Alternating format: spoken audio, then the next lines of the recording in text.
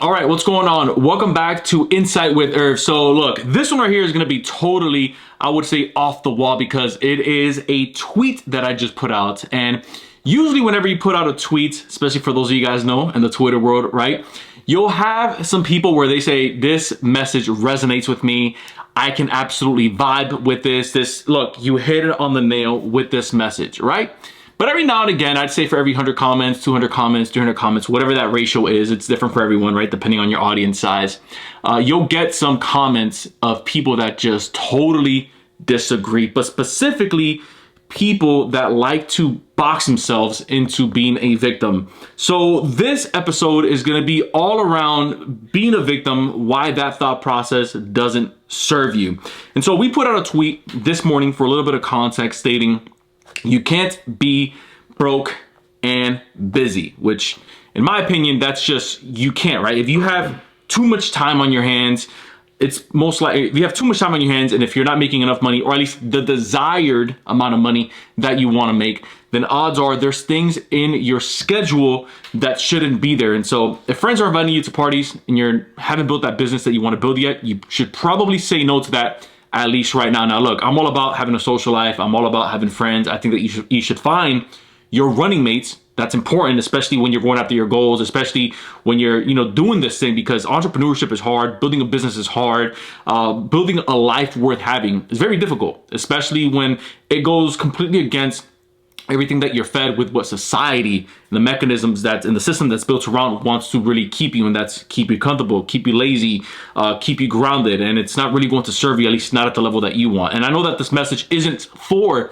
everyone, but if you're listening to this, it's most likely for you, someone who wants to live a better life, someone who wants to leave behind a legacy, someone who wants to leave an impact while they're still alive here on earth, and someone who wants to have their mission far outlive them, because that's when you know you've really done it right. If you don't believe me, just take a look at some of the previous figures, right? Take a look at somebody like Jesus, who obviously his message continues to get spread even after he's been gone 2,000 years later, right? Not to get super religious with you, but just to put that around context. Now, obviously, you're probably thinking, okay, Irv, where is this going? What ended up happening with these comments? And so there was one that stuck out, right? One in particular. And the reason why this one stuck out in particular is because every now and again, you'll get a low-level thinker, because this is what they are. You'll get a low-level thinker that believes that everything that you have, everything that you've built up to this point is because of either luck, it's because of privilege, or it's because you maybe knew someone that knew someone that knew someone, right? We can go on a whole other topic about the power of networking. We can do a whole other topic about creating your own luck, but let's focus on the objective at hand, and that's going to be victimhood. So this person said, your privilege is showing in this post, right? I'm paraphrasing what they said, but that's essentially the context around it. Your privilege is showing. To which my response is the whole point of this episode. This is, again, paraphrased of what I responded. If getting up, working on yourself continually, building yourself up so that you're not a low-level thinker to society, and that you actually have enough value to provide to a community, to provide to a people, and to provide to maybe the marketplace, if you're in business and you're listening to this, is considered privileged, then 100%. I am a privileged individual.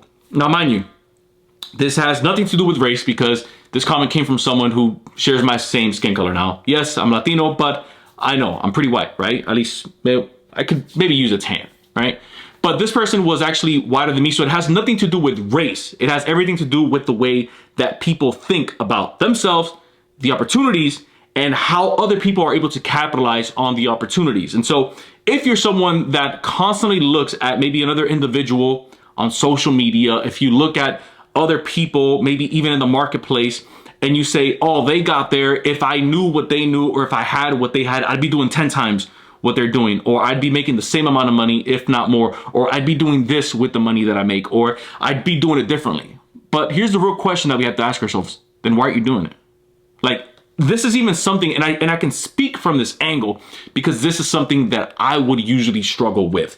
I will look at someone, specifically in business, and I would say, okay, they're maybe a little bit older than me, not by much, But my God, they've been able to build a business that I'm still trying to figure out, how did they build it as fast as they did? So at the time, my goal was, how can I make my first 50 grand in a month?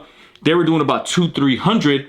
And I would think to myself, oh, well, they're doing 200-300 because they have more marketing dollars. Or, oh, they're doing 200-300 a month, 200-300K a month because they have more social media followers than me. Or, oh, they're doing 200-300K a month because they had better coaches than I did.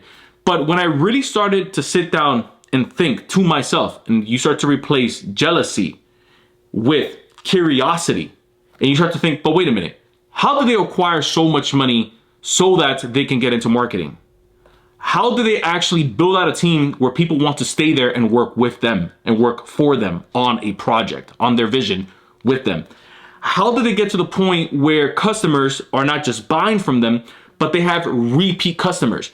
So when I started taking the target of they're doing it wrong, this is how I would do it, to they have to be doing something right.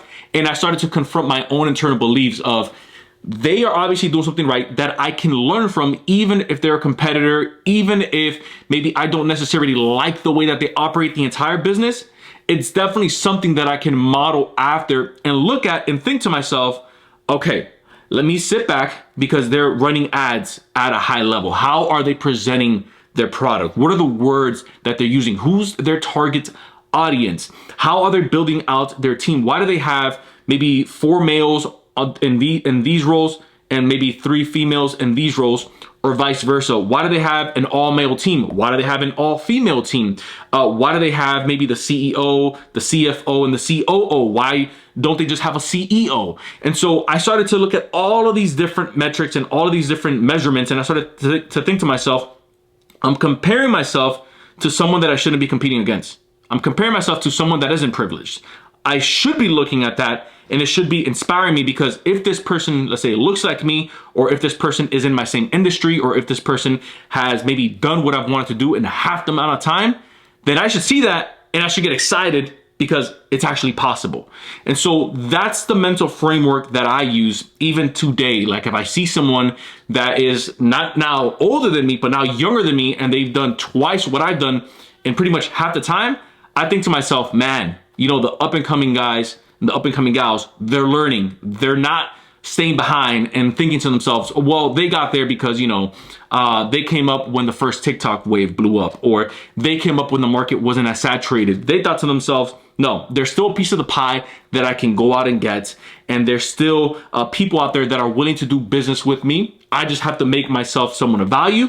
I have to present myself differently, and I have to be able to continue to grow beyond what maybe my competitor, or where my competitor is at right now, because this is what's going to help me make more money and have more impact than what I currently have right now. So closing thoughts on this: don't be a victim. I know that it's easy. Look, I know that it's easy to say that person got there because of luck. I know that it's easy to say that person got there because they knew someone that knew someone. I know that it's easy to say that person got there before the market got saturated. But I promise you, that limiting belief will keep you saying that for the rest of your life, until you decide to change what you're actually saying. Everything around you will remain the same. So until next time, everyone, I will see you in the next episode. Thanks so much for tuning in.